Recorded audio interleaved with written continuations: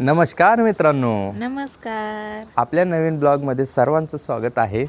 तर आज मी माझ्या बायको गेल्याबद्दल म्हणजे गेल्यानंतरचे माझे स्ट्रगल काय होतं मी हे या व्हिडिओच्या माध्यमातून तुम्हाला शेअर करणार आहे. तर हा व्हिडिओ आवडत असेल तर प्लीज नक्की लाईक आणि शेअर करायला विसरू नका. तर चला टाईम न गमावता मी सुरू करतो माझी स्टोरी आणि तुम्हाला शेअर करतो माझ्या लाईफमध्ये काय काय घडलं. आणि मित्रांनो, हा व्हिडिओ शेवटपर्यंत नक्की बघा. तर चला, व्हिडिओला टाईम नाही गमावत मी, तर चला व्हिडिओला सुरुवात करतो. तर मित्रांनो, मी मागच्या ब्लॉगमध्ये बोललो होतो की मी ड्युटीवर असताना बायको मुलीला घेऊन निघून गेली असं वगैरे सांगितलं होतं. पण नंतरचा प्रवास माझा कसा होता, काय होता, हा मी तुम्हाला शेअर करत आहो या व्हिडिओच्या माध्यमातून. तर मित्रांनो, ती गेल्यानंतर आम्ही तिला म्हणजे नाशिकमध्ये राहत होतो. मी भरपूर जणांना माहिती की मी नाशिकला राहत होतो. मला नाशिकमध्ये 7 वर्ष झालते. तर ती नाशिकवरून निघाली होती. तर आम्ही तिला 2 दिवस शोधलं मित्रांनो. आणि तिच्या मम्मीला कॉल केला तर तिची मम्मी मलाच उलट धमकी देत होती की माझ्या मुलगीला जर काही झालं तर मी तुला सोडणार नाही, अशी म्हणून तिची आई मला धमकी देत होती. तर मग भरपूर म्हणजे मी पोलीस कंप्लेंट बी केली त्यावेळेस, म्हणजे मिसिंगची केस टाकली होती. तर पोलिसांनी मला सांगितलं की तू दारू वगैरे पितो का? म्हणलं नाही. कारण जास्त करून केस असे येतात की जे लोक दारू पितात ना, तर त्यांचे बायका सोडून जातात म्हणजे न सांगता. आपलं तसं व्यसन वगैरे काहीच नव्हतं. त्यामुळं मग पोलिसांनी आपली केस नोंदवली आणि त्यानंतर त्यांना कॉल वगैरे केला. तर त्यावेळेस मला माहिती झालं की ती तिच्या आईकडेच आहे. कारण पोलिसांनी जबरदस्ती दामदुट्टी देऊन सनी विचारलं होतं की मुलगी कुठं आहे. तेव्हा ती म्हणली की म्हणजे माझ्याजवळ आहे असं. तिची आई बोलली की माझ्याकडं आहे माझी मुलगी. मग त्यानंतर मग मला माहिती झालं की तिच्याकडं आहे. तर मग मला मुलीची खूप आठवण येत होती. कारण मला एक मुलगी झालेली होती, ती जास्त नाही 6 महिन्याची होती. तशी ती घेऊन गेली होती. तर मग मी पोरीला बघायचं आहे असं म्हणून मी तिच्याजवळ गेलो. तर ती म्हणली तू पोरीला बघायला येऊ शकतो पण तुझं माझं संबंध नाही. तर मी म्हणलं चल ठीक आहे, मी फक्त मुलगीला बघायला येतो. तर मग मुलगीला बघायला गेलो मी.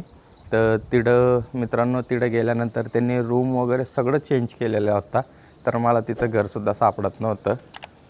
आणि मग मी तिला करत होते ते तेव्हा, म्हणजे त्यांच्या घरातली मला सांगत होते, आई ते पण सांगितलं तिने मला. मित्रांनो, म्हणजे डोक्याची मानसिकताच म्हणजे चालत नव्हती त्यावेळेस की मी काय करावं काय नाही. पण तरीसुद्धा मी म्हणजे स्वतःला सावरलं आणि तिथपर्यंत गेलो, मुलीला भेटलो. आणि थोडा म्हणजे मुलीला भेटल्यानंतर मला थोडंसं आनंद वाटला की मुलगी बी सेफ आहे असं म्हणून. मग त्यानंतर मी तिथं फक्त रात्रच काढली. मला त्या लोकांनी राहू पण दिलं नाही.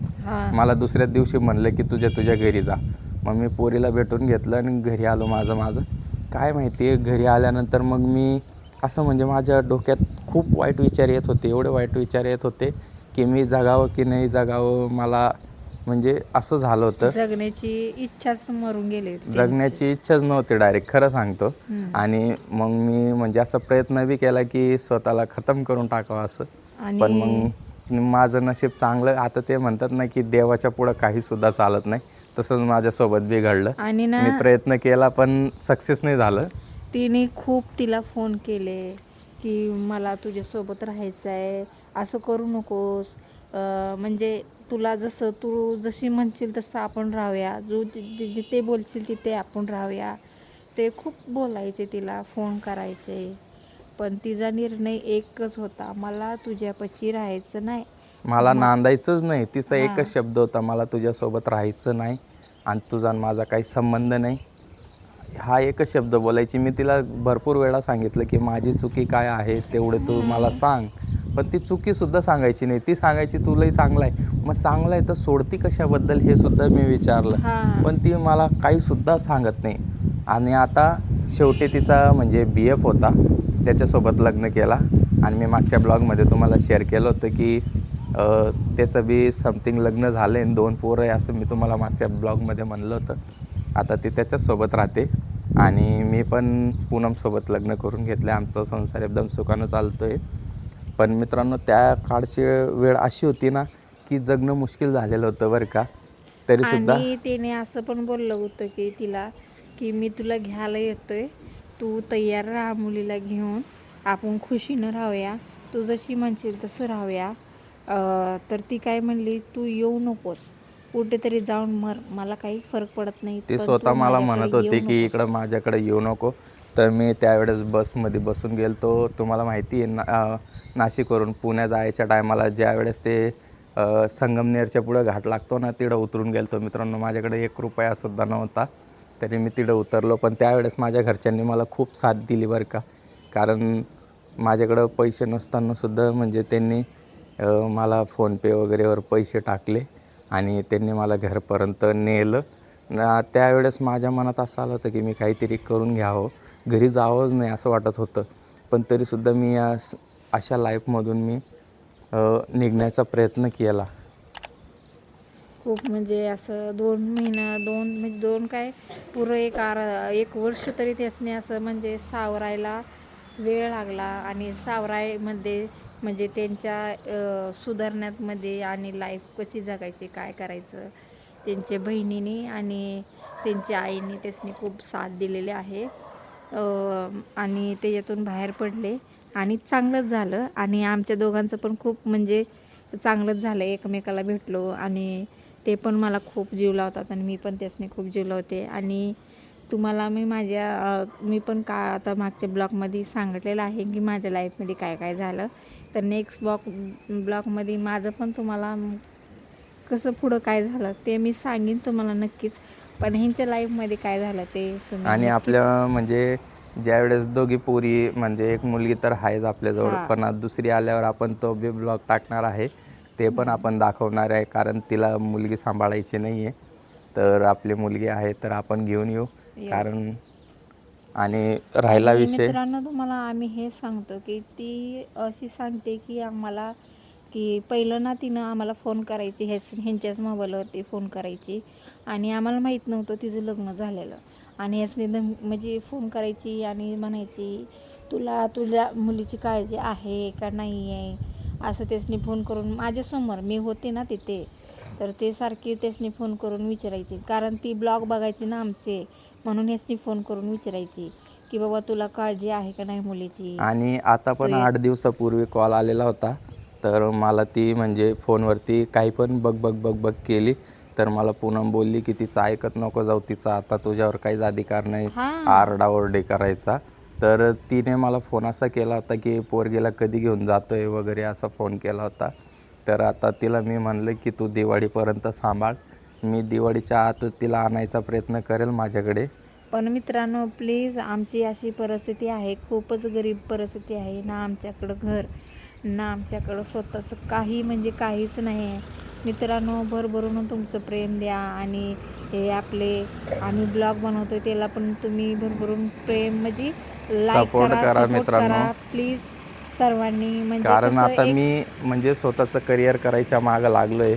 कारण ती बाई तर काही जगू देणार नाही. कमीत कमी हे आता आम्ही लग्न केलं आहे, कमीत कमी आमचा संसार सुखानं चालावं आणि आमच्या म्हणून मी दोघींच्या आता मुलींचं चांगलं व्हावं, त्यांच्या पायावर उभं राहावं, आम्ही हेच प्रयत्न करू. आणि तुम्ही पण सर्वांनी आम्हाला सपोर्ट करा आपल्या चॅनलला, पूनम संदीप ब्लॉगला. आणि प्लीज नवीन असेल तर आपल्या चॅनलला नक्कीच सबस्क्राईब करा. आणि आम्ही जे सांगितलं आमच्या लाईफमध्ये ते आम्ही खरं सांगितलं आहे, खोटं काहीच सांगितलेलं नाही आहे. तर सर्वांनी भरभरून प्रेम द्या तुमचं. आणि मित्रांनो, कमेंट थोडी चांगली करा, कारण काही लोक चांगली कमेंट करत नाही आहे. आणि काही लोकांचे एवढे सुंदर आणि एवढे चांगल्या कमेंट येत आहे सर्वांचं की आम्हाला आनंद येतो आहे की व्हिडिओ बनवण्यासाठी. प्लीज कोणीही घाण कमेंट करू नका. कारण सोशल मीडियावर ससा करून आपलं खरी म्हणजे रिअल लाईफ कोणी शेअर करत नाही, पण आम्ही शेअर करतो आहे. त्यामुळे प्लीज कोणीही असं गैरसमज करू नका आणि कोणीही वाईट कमेंट करू नका. आमचा संसार एकदम सुखानं चाललेला आहे. फक्त माझं एवढंच मत आहे की मित्रांनो, आम्ही छान ब्लॉग तुमच्यासमोर आणू, छान व्हिडिओ आणू. तर तुम्ही फक्त प्लीज व्हिडिओला लाईक आणि कमेंट करत जावा आणि कमेंट चांगली करा. एवढंच मी तुमच्याकडून अपेक्षा हां, करतो. कारण सगळ्यासनीच जगायचा आणि खुश राहायचा अधिकार आणि मित्रांनो, आहे. नेक्स्ट ब्लॉगमध्ये मी माझ्या दोघीसुद्धा पोरी दाखवणार आहे. जर माझी ती लहानी पोरगी आली तर ठीक आहे, नाही जर आली तर मी तुम्हाला तिचा फोटो दाखवेल. हां, आणि नक्कीच. श्रावणीला तर तुम्ही भरपूर जणांनी बघितलंच असेल आपल्या व्हिडिओमध्ये. पण इशूचं आपल्याकडं व्हिडिओ आहे, एक तर व्हिडिओ दाखवेल तुम्हाला, नाही तर मग तिचा फोटो वगैरे तुम्हाला नेक्स्ट ब्लॉगमध्ये दाखवेल. तर आता चला, ब्लॉग मोठा नाही करत मी जास्त आज, कारण आमची पोरीची तब्येत थोडी खराब आहे. त्यामुळे आम्हाला म्हणजे आज टाईम खूप कमी आहे, म्हणून मी छोटासा ब्लॉग तुमच्यासमोर आज आणलेला आहे. कारण आता जस्ट पोरगी बघा कशी बसलेली आहे पाठीमागं, चालूच उलटी वगैरे केली तिने. तिला आताच आम्ही गोळ्या वगैरे दिलेत, पण तिला आता उलटी झाली आणि आता संध्याकाळी आम्ही दवाखान्यात घेऊन जाणार आहे, कारण आज रविवार आहे. दवाखाने खूपच रविवारमुळे आज chance आम्ही नाहीये. दवाखान्यात नेलं नाही, पण उद्या दवाखान्यात घेऊन जाऊ. तर चला मग, सगळ्यांना बाय बाय, भेटू आपण पुढच्या ब्लॉगमध्ये. तर वाट Bye बघा. bye.